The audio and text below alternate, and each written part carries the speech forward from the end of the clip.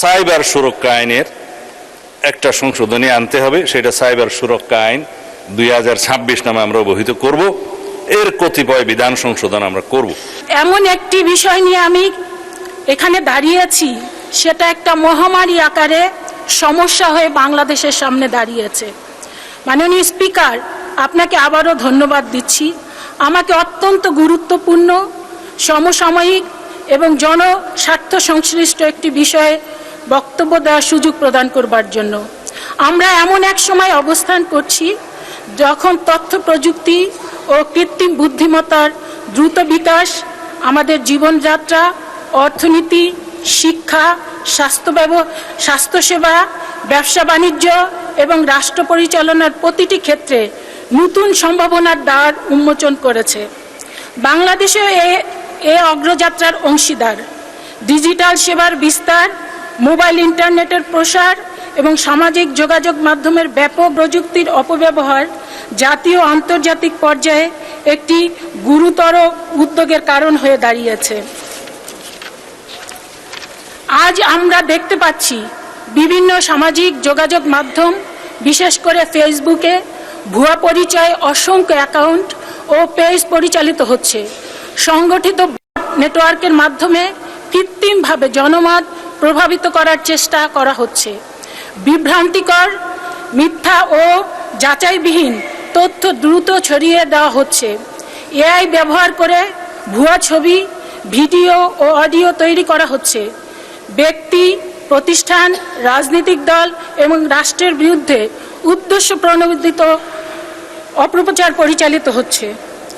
বিশ্ব অর্থনৈতিক ফোরাম, জাতিসংঘ এবং বিভিন্ন আন্তর্জাতিক গবেষণা প্রতিষ্ঠানের সাম্প্রতিক প্রতিবেদনে মিস ইনফরমেশন ও ডিসইনফরমেশনকে আধুনিক বিশ্বের অন্যতম গুরুত্বপূর্ণ ঝুঁকি হিসাবে চিহ্নিত করা হয়েছে।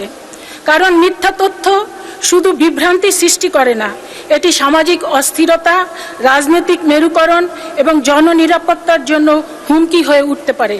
মাননীয় স্পিকার, আমাদের দেশেও এই চ্যালেঞ্জের মধ্যে আছে। আমাদের মাননীয় প্রধানমন্ত্রী জনাব তারেক রহমান এবং তার কন্যা জাইমা রহমান সহ দেশের রাজনৈতিক নেতৃত্ব, জনপ্রতিনিধি, সরকারি কর্মকর্তা, সাংবাদিক, শিক্ষাবিদ, চিকিৎসক, ব্যবসায়ী এবং বিভিন্ন পেশাজীবী নাগরিককে লক্ষ্য করে বিভিন্ন সময়ে সামাজিক যোগাযোগ মাধ্যমে অপপ্রচার, বিভ্রান্তিকর তথ্য প্রচারের ঘটনা ঘটেছে। মাননীয় স্পিকার, সবচেয়ে বেশি ক্ষতিগ্রস্ত হচ্ছেন আমাদের নারীরা। নারী জনপ্রতিনিধি, নারী সাংবাদিক, নারী চিকিৎসক, শিক্ষক, আইনজীবী, উদ্যোক্তা, সাংস্কৃতিক ব্যক্তিত্ব, সমাজের বিভিন্ন স্তরের নারীরা নিয়মিতভাবে অনলাইন হয়রানি, সাইবার বুলিং এবং চরিত্র হরণের শিকার হচ্ছেন। অনেক ক্ষেত্রে তাদের ছবি বিকৃত করে প্রচার করা হয়, ভুয়া পরিচয়ে অ্যাকাউন্ট খুলে বিভ্রান্তিকর তথ্য ছড়ানো হয়, কিংবা সামাজিকভাবে হেয় প্রতিপন্ন করার উদ্দেশ্যে অপপ্রচার চালানো হয়। আরও উদ্বেগজনক বিষয় হলো কন্যা, শিশু ও কিশোরীরাও এই ডিজিটাল হয়রানির ঝুঁকির মধ্যে রয়েছে। এই ধরনের কর্মকাণ্ড শুধু ব্যক্তির মর্যাদা ক্ষুণ্ণ করে না, বরং মানসিক স্বাস্থ্য, শিক্ষা, কর্মজীবন এবং সামাজিক নিরাপত্তার উপরও নেতিবাচক প্রভাব ফেলে। মাননীয় স্পিকার, সাইবার অপরাধের প্রকৃতি আজ আন্তর্জাতিক। একটি ভুয়া অ্যাকাউন্ট এক দেশে বসে পরিচালিত হতে পারে, সার্ভার থাকতে পারে অন্য দেশে, আর এর প্রভাব পড়তে পারে বাংলাদেশের নাগরিকদের উপর। ফলে এই চ্যালেঞ্জ মোকাবেলায় কেবল জাতীয় প্রচেষ্টা যথেষ্ট নয়, আন্তর্জাতিক সহযোগিতা অত্যন্ত গুরুত্বপূর্ণ। সামাজিক যোগাযোগ মাধ্যম পরিচালনাকারী আন্তর্জাতিক প্ল্যাটফর্মগুলোর সঙ্গে কার্যকর যোগাযোগ, তথ্য বিনিময় এবং আইনসম্মত সহযোগিতা বৃদ্ধি করা প্রয়োজন, যাতে এই অপরাধমূলক কন্টেন্ট দ্রুত শনাক্ত, অপসারণ করা যায়। অপরাধীদের বিরুদ্ধে যথাযথ ব্যবস্থা গ্রহণ সম্ভব হয়। মাননীয় স্পিকার, আমি মনে করি বর্তমান বাস্তবতায় কয়েকটি বিষয়ে বিশেষ গুরুত্ব দেওয়া প্রয়োজন। প্রথমত, ভুয়া আইডি, সমন্বিত বট কার্যক্রম এবং এআই নির্ভর বিভ্রান্তিকর কন্টেন্ট শনাক্ত করার জন্য প্রযুক্তিগত সক্ষমতা আরও শক্তিশালী করতে হবে। দ্বিতীয়ত, সাইবার অপরাধ তদন্তকারী সংস্থা মাননীয় সদস্য, আপনার প্রশ্ন বোধহয় আমার শেষ হয়ে যাবে 1 মিনিটের না, মধ্যে। আপনি তো ডিজিটাল সমাধানে ফরেনসিক যাচ্ছেন। সক্ষমতা বৃদ্ধি করতে হবে। তৃতীয়ত, নারী ও শিশুদের জন্য নিরাপদ ডিজিটাল পরিবেশ নিশ্চিত করতে বিশেষায়িত সহায়তা ও দ্রুত প্রতিকার ব্যবস্থা আরো কার্যকর করতে হবে। মাননীয় সদস্য, may I humbly request you to take seat please. আপনার কোশ্চেন হয়েছে, উত্তর দিবেন মাননীয় মন্ত্রী। Please take your seat. Thank you. মাননীয় সদস্য, আপনাকে অসংখ্য ধন্যবাদ। মাননীয় স্বরাষ্ট্রমন্ত্রী জনাব সালাউদ্দিন আহমেদ, এই বিষয়ে আপনার বিবৃতি প্রদানের জন্য আহ্বান জানাচ্ছি। মাননীয় স্পিকার, আপনাকে ধন্যবাদ। বাংলাদেশের সরকারের প্রধান, তার স্ত্রী, তার কন্যা, আমারও আছে, আমারও স্ত্রী পুত্র কন্যাকে দিয়েছে, অনেকেরই গুরুত্বপূর্ণ রাজনৈতিক ব্যক্তিত্ব এবং সমাজের গুরুত্বপূর্ণ ব্যক্তি, তাদের পরিবারের সদস্যদের নিয়ে অথবা রাজনৈতিকভাবে প্রতিপক্ষ বিবেচনায় যে সমস্ত কন্টেন্ট সামাজিক যোগাযোগ মাধ্যমে, ভার্চুয়াল মিডিয়ায় প্রকাশিত হচ্ছে স্বাধীনতার নামে এবং মত প্রকাশের স্বাধীনতার নামে, সেটা আসলেই মত প্রকাশের স্বাধীনতা কিনা সেটা পুনরায় সংজ্ঞায়িত করা দরকার। আমরা সেজন্য এই সামাজিক যোগাযোগ মাধ্যম বা যেটাতে আইনি ভাষায় আমরা বলছি cyber space, which includes everything, social communication media, virtual media সহ সব কিছু ইনক্লুড করা হবে এবং এই সংজ্ঞাগুলো নতুনভাবে সংজ্ঞায়িত হচ্ছে। এবং আজকে সকালেই এই বিষয়ে আমি একটা আইনি সংস্কার করার জন্য ড্রাফটে হাত দিয়েছি।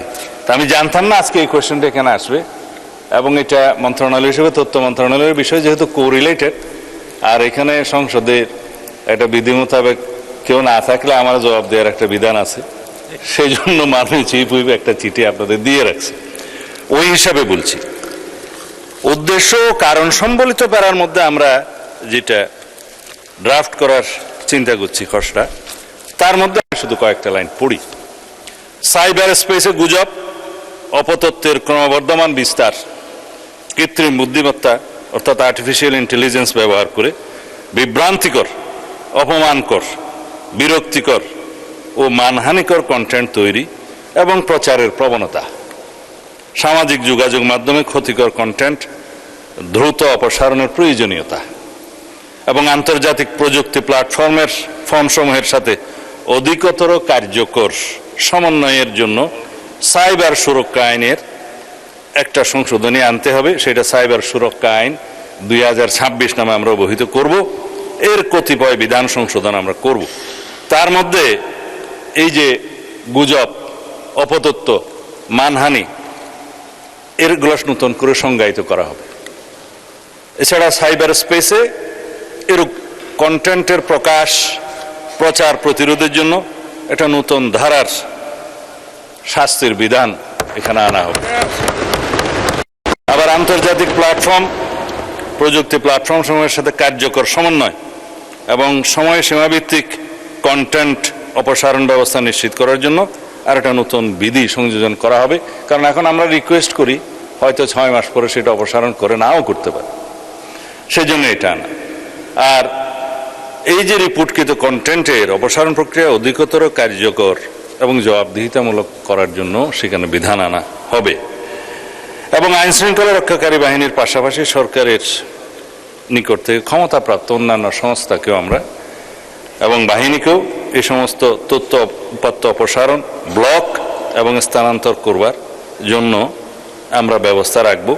সেখানে আমরা অনেক অথরিটি আছে, জাতীয় সাইবার সুরক্ষা আইনের মহাপরিচালক আছে, প্রযোজ্য ক্ষেত্রে বিটিআরসি আছে, তাদেরকে আমরা এই ক্ষমতা দিতে পারি। ঢাকা 16 আসন থেকে নির্বাচিত মাননীয় সদস্য জনাব মোহাম্মদ আব্দুল বাতেন। জনাব মোহাম্মদ আব্দুল বাতেন, ধন্যবাদ।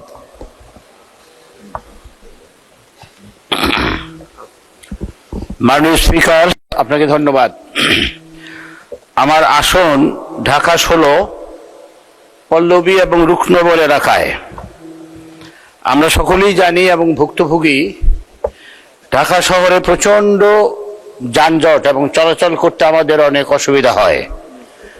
ঢাকা শহরে যেসব বাস চলাচল করে তার একটি বড় অংশ পল্লবী থেকে উৎপত্তি হয়, বাসগুলো পল্লবী থেকে ছাড়ে, মিরপুর 12 নম্বর সেকশন পল্লবী। এই বাসগুলোর জন্য কোনো কেন্দ্রীয় পার্কিং এলাকা নাই, যে কারণে এই বাসগুলো রাস্তার উপরে, প্রধান সড়ক এবং আবাসিক এলাকার রাস্তার উপরেও পার্কিং করা থাকে এবং মানুষের চলাচল করতে অনেক অসুবিধা হয়। এছাড়াও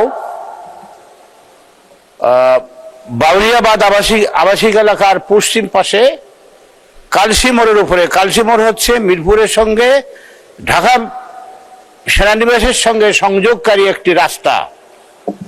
এই রাস্তার এই কালসি মোড়ের উপরে এখানে অসংখ্য ট্রাক, কয়েকশো ট্রাক পার্কিং করা হয়, ট্রাকেরও কোনো পার্কিং নাই, যে কারণে প্রচন্ড ধরনের জনভোগান্তির সৃষ্টি হয়েছে।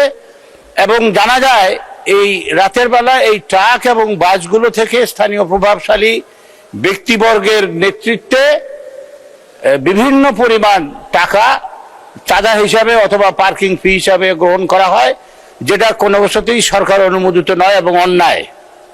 তো আপনার মাধ্যমে আমি সংশ্লিষ্ট মন্ত্রণালয়ের মাননীয় মন্ত্রী মহোদয়ের কাছে দৃষ্টি আকর্ষণ করছি, মিরপুরে এখনো অনেক সরকারি খাস জমি আছে, সেখানে একটি বহুতল পার্কিং করার ব্যবস্থা। ধন্যবাদ মাননীয় সদস্য।